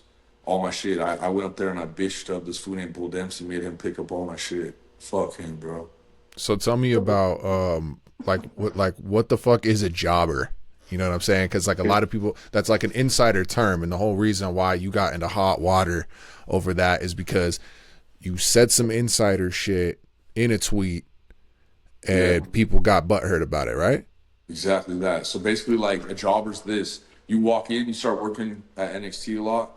See people in the locker room, in the weight room, whatever. Like, "What's up, jobber?" You start hearing it a lot. It's kind of like seems like almost like rookie, or like you like shitbird or something. Like, "What's up, jobber?" You're like, so that's what I associate with. Like coming up in sports, rookie, shitbird, kind of the same thing. I'm thinking this is like a word that associates with those. So I got called jobber mad times for no reason. That didn't really like affect me. It wasn't really like too potent. It was just kind of some whatever. So then as it goes, I start to realize what it is. Like, if you are really good at losing, which means you're really good at selling, which means you're a really good wrestler, that means you're good at like getting your ass whooped and showing and televising that you're getting fucked up, you have the ability to put someone over. What does that mean? Oh, if you're over, if I'm over with the audience, like, hey, I got this new thing I'm gonna say, no cap. I hope it gets over with the audience. Oh, bro, good shit. That new shit you did, it got over. Oh yeah, I'm trying to get over too. Oh, hey, I want to take this. I'm gonna do a match with that jobber fool. He's really good. He's gonna help me get over. That's like so. So now these jobbers, your career base is you classically lose, but you put on a good show. Some of these guys take that shit so egotistically, they really want to be champ one day. So they like think like I can't be a jobber in my career. Like I can't do that. It's like I don't know, bro. Like being a good loser is part of the shit. You know what I mean? There's also baby faces, heels, baby face, good guy, heel, bad guy. There's all these insider terms. So I'm learning these as I go. One night I'm watching the product. It's Monday Night Raw, and these guys come out. They're pretty whack, I think, personally, and it's pretty easy to see they're pretty whack. They come out, they get squashed by the Big Show. Squash master comes out, beats them up real quick. They jobbed out by definition, from what I've learned. So to Yeah. talk shit, I'm Bronson Matthews now. I'm fucking a heel. I'm a bad guy. I comment out. I say, yup, I like it. Their names were the social outcasts. I put hashtag social jobbers. The tweet beamed all night, went crazy. People react to it crazy, saying career suicide, saying all this wild shit about me for breaking the code of silence, like saying insider terms outside. And they got real hurt. I showed up to the office after that the next day. They like blacklisted me bad, bro. They kicked me out of the locker room, hated on me forevermore, set me up with wrestling court, which is not televised. It's just like in company shame period. Wrestling court. Now this part right here, when you told me about wrestling court, I was like, yo, this is fucking crazy. That shit was crazy, bro. Tell me about fucking wrestling court, dog. So wrestling court is more legendary in earlier years. It had kind of not really gotten brought out of the closet in too long, it sounded like. And if it was, it wasn't as much of a thing. But it's basically where you squash inside in-house beef in front of your peers with a court system-esque dramatization in a room. And then there's like a declared judge who's usually always the judge. Back in the days, it was like JBL or whatever the fuck his name is, the guy, the cowboy guy with the stroke, that guy. It was like always the judge, whatever. So in my kid's situation, it was Mark Henry, who also I think hates me too, whatever. He's like, he was the judge. It was myself over here, them over there, and then everyone just crowded around to just publicly watch. Everyone just took turns roasting me to death, being like, hey, yo, like, you suck for this reason. I think you should quit for this reason type shit. Just took their turns, bro. Wild shit. So then finally I stood up. I'm like, hey, yo, I go reaching for my duffel because Matt Bloom's bitch ass told me to get him some lick as a peace offering, and I was like, I'll oblige. So I got him 4 Tito's bottles. When I got to the lick, they only had 3. There's 4 motherfuckers, only had 3 bottles. I was like, whatever. They'll probably be sad about that too, bitch ass motherfuckers. So I go to clutch the duffel bag out and pull it. Everyone tightens up like I'm about to pull out a stick and fucking get crazy on people or something. Whoa. And I was like, what the fuck? So then I'm like, hey yo, I bought some alcohol for y'all motherfuckers. This is just like a peace offering. It was for y'all, but anyone can take this shit. Uh, y'all are the ones that taught me the word jobber, and you didn't teach it to me right. I used it improperly. Y'all are tripping crazy. Like I'm here to like work and win, and I already did half that shit. You know what I'm saying? But like I'm gonna keep after it. I know a lot of y'all want me to quit and shit because of this, but like y'all could like kick rocks for real because I'm like gonna be doing this shit for a long time. And they didn't really receive that well. Everyone tried to stay, and then it just became like this like who can stay in here the longest thing. And this is all on a. They had me go to Miami, bro, on a Monday evening early before Monday Night Raw to do this in a stadium of God knows what stadium that is out there. And yeah, bro, man, weird shit. And so Untelevised, unfilmed, bro. Weird shit. and so the untelevised, unfilmed, fucking behind the scenes, like, you know, wrestlers court goes down. All right. Everybody voices their negative opinion about what you said in the tweet and how they're like, oh, you came from a reality show and fucking we don't fuck with you because that's not typically how wrestlers are developed and all that shit, right? Yeah, So yeah. then they talk all that shit and they're fucking with you. How much pull do they have when it comes to actually like revoking your contract or like getting you actually kicked out of the wrestling federation? So like half of that power is mine still because I'm signed and I have a contract to outlive and maybe renew. So in order for me to like I have to like actually breach the contract or I have to like create so much noise that somehow like Vince just like wants to like throw out like the old school "you're fired" tweet and just make it a gimmick and fire the guy. You know what I'm saying? But they didn't want to fire me because they saw that I was fucking $1 million smile motherfucker and now they can make hella loot with me and I was with the shits.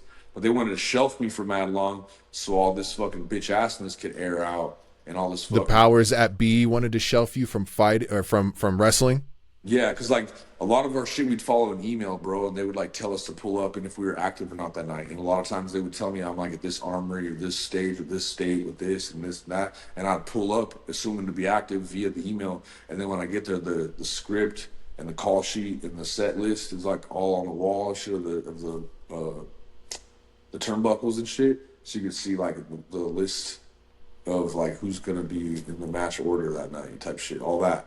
And I would not be active anymore. So they're like wasting my time, wasting my money, you know what I'm saying? Fuck with me for real. So it got pretty crazy, like to a point where they wanted just to rattle me to where I quit. You feel me?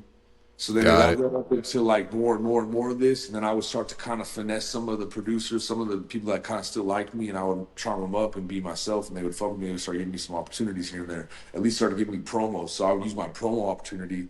Promos is just where you go out and you only cut some shit on the mic real quick, rally the crowd in between matches, talk some shit, do your character basically, and then come back and they'll give you a review. So I'm a heel, I'm a bad guy. I started going back there, out there, and just start talking mad shit about everyone in the back, and none of them have the balls to fight me. Why don't you give me a match tonight? I'm working tonight. I'll beat your ass tonight. So I'll use like my scenario to my advance, but it would just further piss them off. And they would tell me like, "Hey, yo, don't do that tonight. Try something else. Do this, this, and this." I would go out there and disregard what they say, and I would talk mad shit about an individual sick, roast them to death.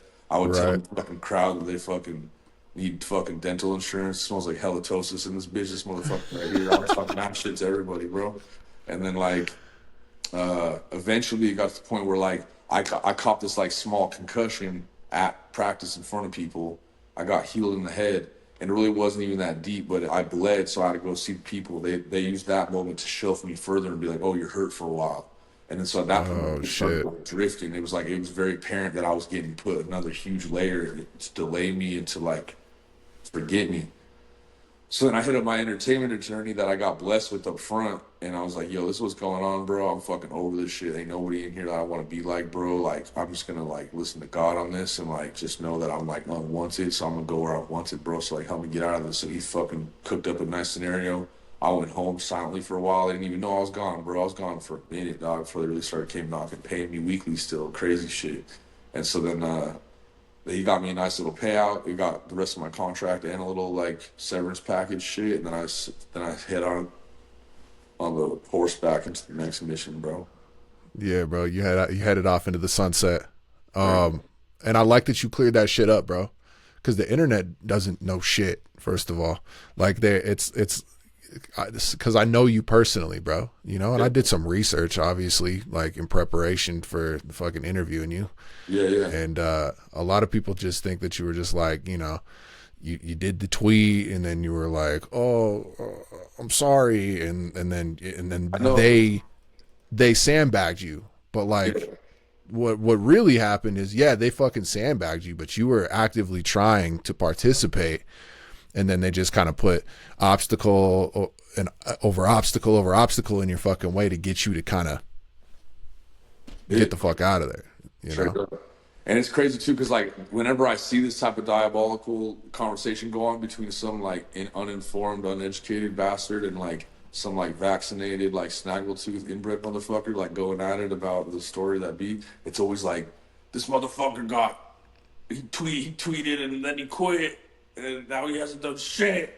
And I'm like, damn, like that's good wrestling shit. Like think about like that's like a good character, so I like it, but it's also like so wildly inaccurate. So I don't know. I really don't care about like it being corrected, and I don't care about like that's like I need to be heard, but I do like to just like throw some more fucking like words on the fire and like see the fucking idiots roasted. You know what I'm saying? It's nice. Yeah, man. And I like, you know, I, I like the fact that like you were like, look, man, like my heart's telling me that this shit ain't it, you know? Yeah, straight up. And it could have been this pride thing where you're like, I'm gonna fucking stick around and fuck this and like I'm gonna fucking do it regardless, fuck all y'all. Like you're Yeah, just like, dude, I like my heart's telling me that this shit just this ain't it for me. You know, it's like on to the yeah. next. It came to a point too, bro, where I was like, all right, like I got to meet everybody in the biz, like for the most part. I never got to meet The Rock. I never got to meet Stone Cold, like directly, like with extra time. Like I was around him and shit, but you know, it wasn't like I consider meeting someone and actually meeting somebody. And Right. so like with that being said, I was like got to a point when I was really weighing it out because I didn't just like make a quick decision. I like wrote this shit out, thought about it, made some pros and cons, all that shit.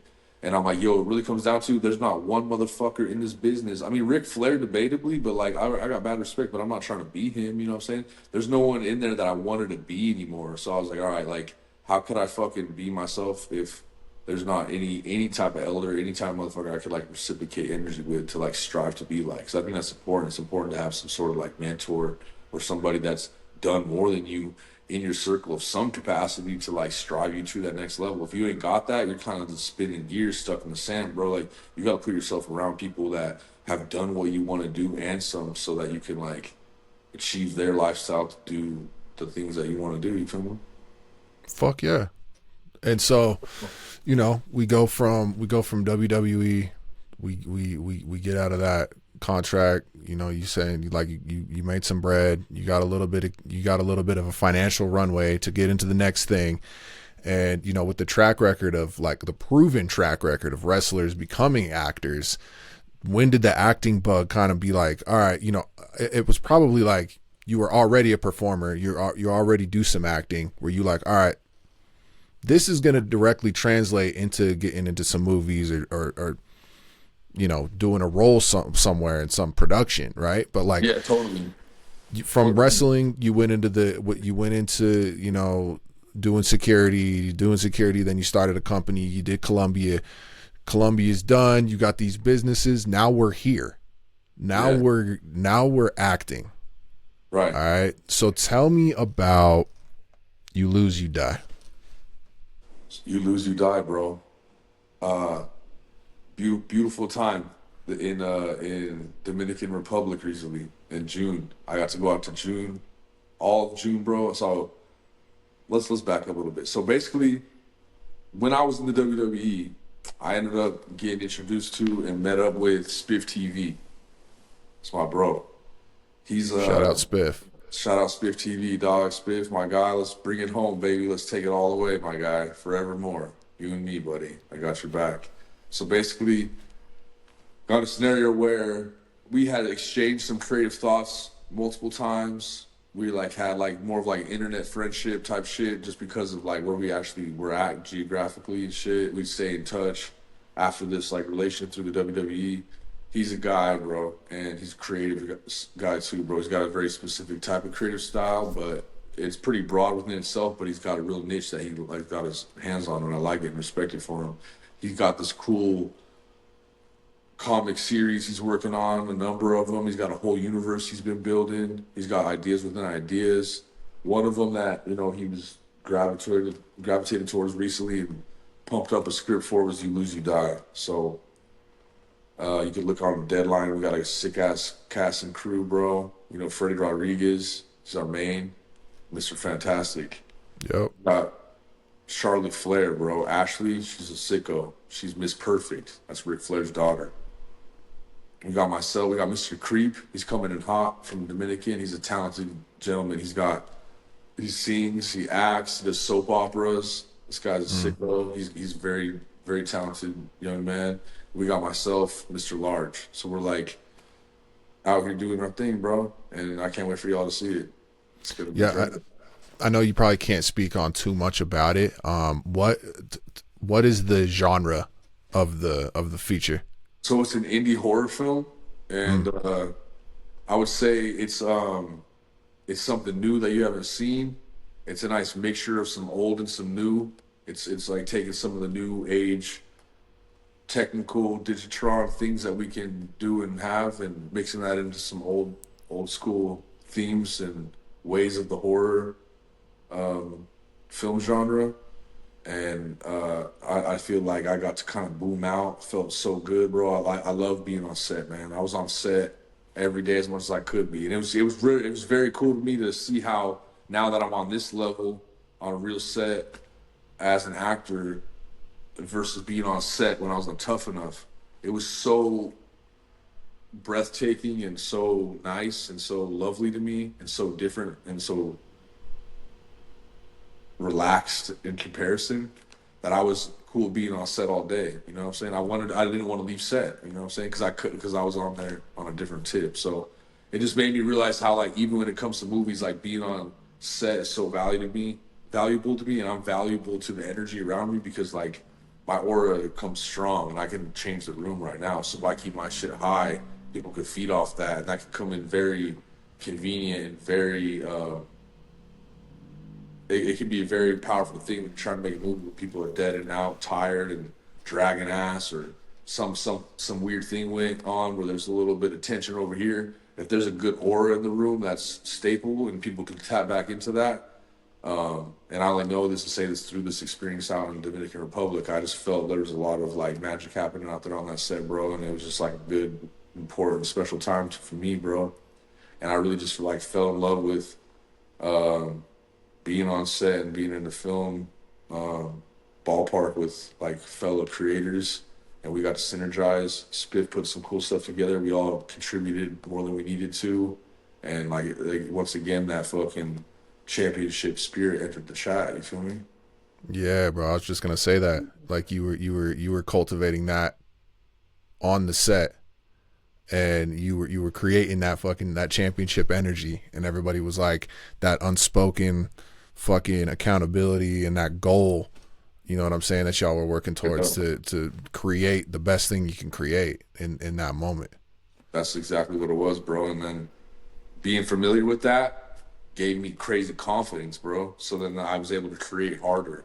And like my character is masked up quite a bit, bro.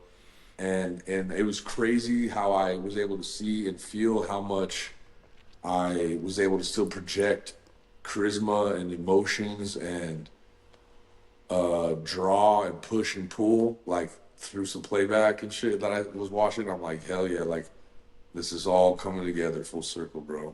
Very simple, yeah, man. Learning curve. The morale on a set is vitally important. Hell yeah, bro. Like how everyone interacts with each other, and the positive vibe of everything is Yes. fucking crucial. Crucial, bro. Super crucial. And I like the fact that you're one of those people that sees how important it is to keep that morale high when you're on Straight up. set. Yeah, bro. Like I was a locker room guy with sports, bro. It didn't matter like what sport, what level. I always knew like how to like communicate with the motherfucker that needed to be communicated to make sure that we were like a little closer to homeostasis as a team. You feel me? And then I Yeah, got better and better at that. So like on the set level, it's exactly that. If you can kind of like bring someone up or tone someone down or space someone out in the right moment, it can make the next scene actually hit quick and hit proper and hit nice. And then now you're on to the rest, and then now you can keep the movie flowing. You know what I'm saying? yeah, So dude. yeah, I know you Because know, if bro. you have that one person, you know what I'm saying. You have that one person that could have that like shitty attitude, or that could be fucking barking at people, or bringing that fucking venom, you know what I mean? Yeah, And then yeah. like that poisons the rest of the fucking team, dude. It poisons everybody, and it brings Wait, everybody fucking down. And then the whole vibe is fucked. and then now you're just working uphill even more so. It's crazy shit. Yeah, straight up, bro. And being on those sets, no one wants to fucking work with people like that. Right. That's like a big shout out to Spiff, bro. Like he's got a good vision of like who he can smorgasbord together. There was a lot of like, there was some cast changes as we butted up to the actual date of filming, and that was all for a reason. That was God's plan. But he had a good idea who would work well together and like why, and along with what we were working with, and it was just a good quarterbacking while we're out there of like making sure everybody was kind of like staged out proper, like Sway is big on production for that movie, bro. He was making a lot of shit happen that would not have happened if it was anyone else. So big shout out to my dog Sway too, bro. He's a G, bro. And he's like one of those guys that's like super solid, always down. He's gonna actually communicate with you, bro, and like he's someone that's gonna help clear some shit up. Like I trust Sway, got mad respect for Sway. And everyone on the cast and crew, bro, I had a great time. I love y'all. Y'all know that I love y'all, bro. We had fun out there. I'm excited for that to come out, man. You lose, you die. It's gonna be. I think that it's a very sure shot that we're gonna see another one come up after that, and then I'm just excited to watch it, bro. That's about it. I love it, man. I fucking love it. And Spiff wrote and directed it, correct? He did, bro. Yep. And it's Right, cool right, right. because Because this project itself is in fact a piece of a I would say multiverse, a universe that he's got going, and it's cool little like sprinkle in that universe, and it's gonna tie nicely with other ideas and shit he's got going. So I hope him the best in any project he's doing, because I know it's gonna kind of tie this big vision he has together. It might take some time. It might happen overnightish. Who knows? But like I hope to see a lot of the corners of that little universe come to life, bro, because it'll bring a whole new superhero esque universe that could like if in the right hands and with the right people, it could really compete with like the DC Marvel, no cap. Like, and so I wish that for him, bro, because not only does he deserve that shit, but like I'm a part of it, bro, so I'm gonna stay within that realm regardless. yeah, fuck yeah, you're part Yeah, of creating that universe. You're part of fucking bringing it to life. straight up, bro. You know what I'm saying? Fuck yeah, dude. So you're out here in New York, bro. Now I'm in New York, dog. Holy You shit. you out in New York right now, dog. Like, and it seems like one moment you were cruising around Denver, you know what I'm saying? And then the next moment I see you, I'm like, well, bro, where you at? You're like, oh, bro, I'm in New York. I'm like, what the fuck you doing? You're like, shit, I'm on a fucking, if I can say, You you're can like, say I'm on an Amazon series right now, bro. This is some big budget shit. What can you tell me about what you're working on right now, as far shit. as like your role and what you're working on, if you can elaborate on that a little bit. I can tell you this, bro. I can tell you, I'm in New York. We're working with an Amazon original situation. It's 100 M's.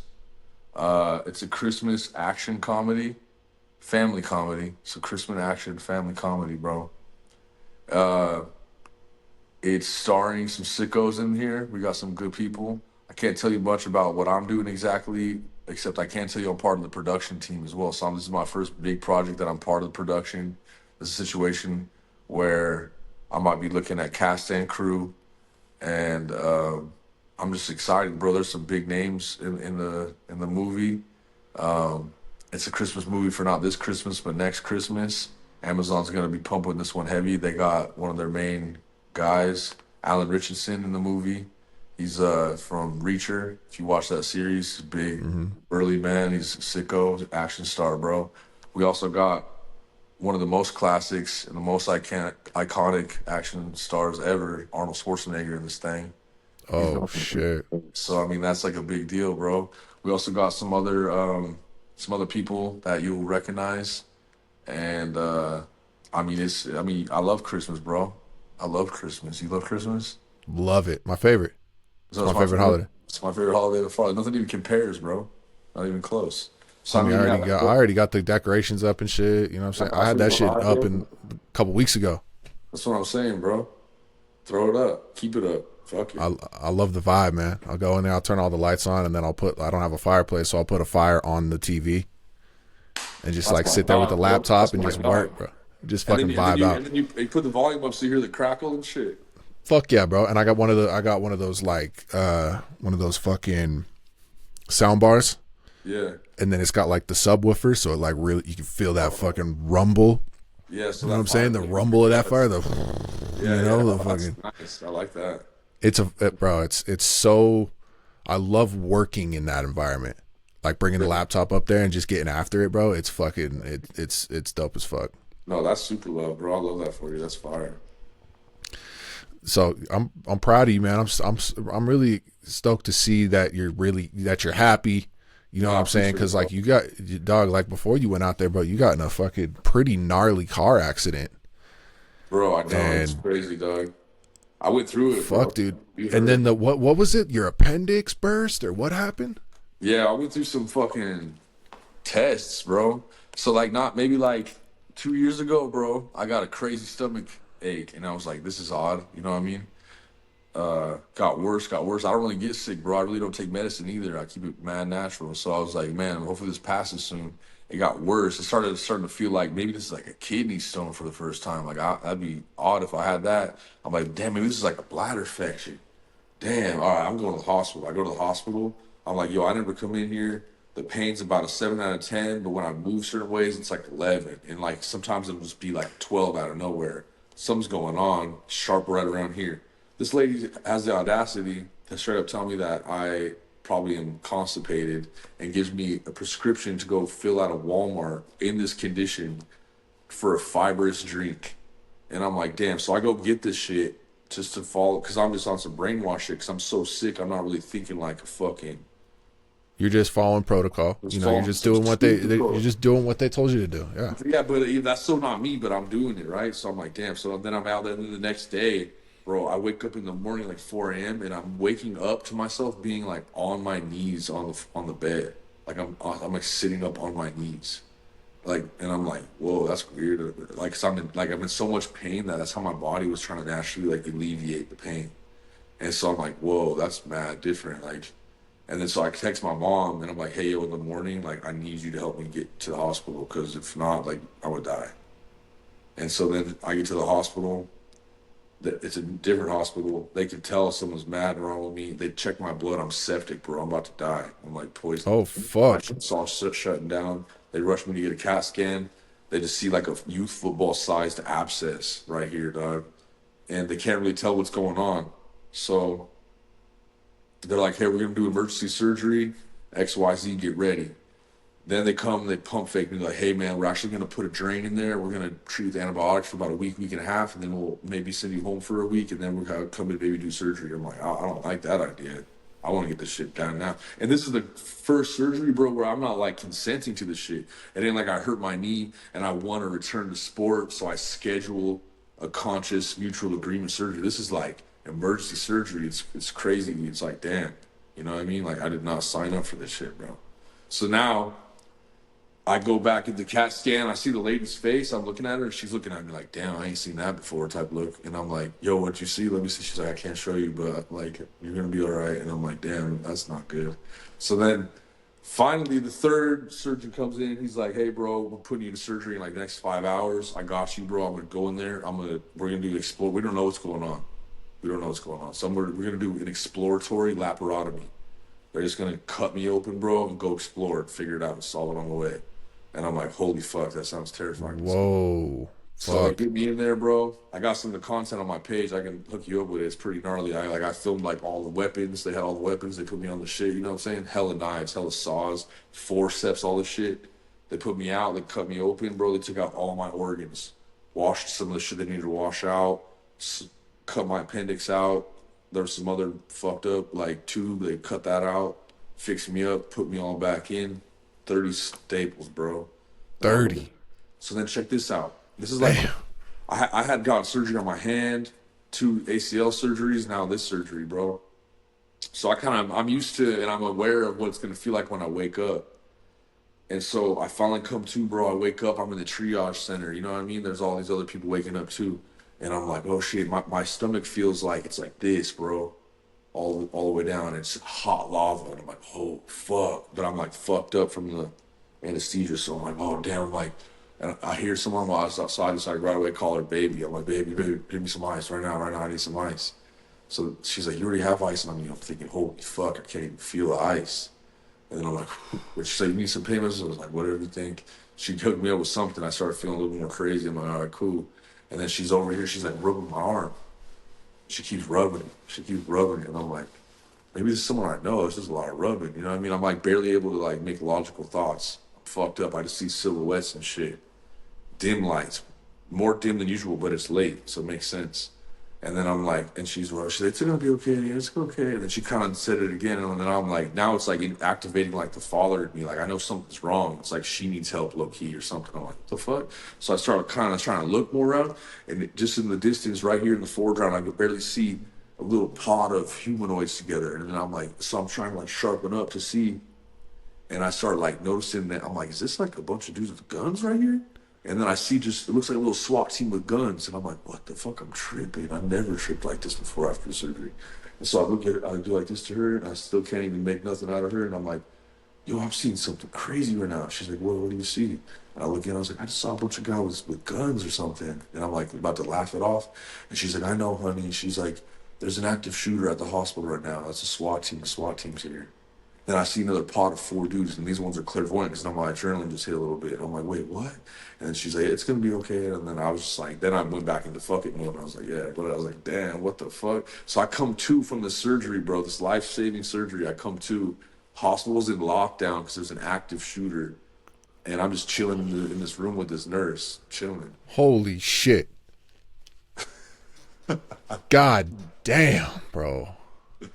That shit's crazy. Whoa, dude. I should write God that. damn. That's a good movie turning point. I gotta get That's out. some shit to write. Yeah, no, that's some shit to write, bro. I'm gonna write that. But I remember checking on you. I remember checking on you when you were going through that, man. Like No, you were like, I appreciate it. I remember everyone. It was far and few between, but people did check on me. I remember you did, bro. I appreciate you, bro. There was like, that was eye opening too, because I really wasn't like spamming it, like, oh no, poor me, look at me. It was like quick and high paced and scary, and I didn't really have a circle to cry out to at that time.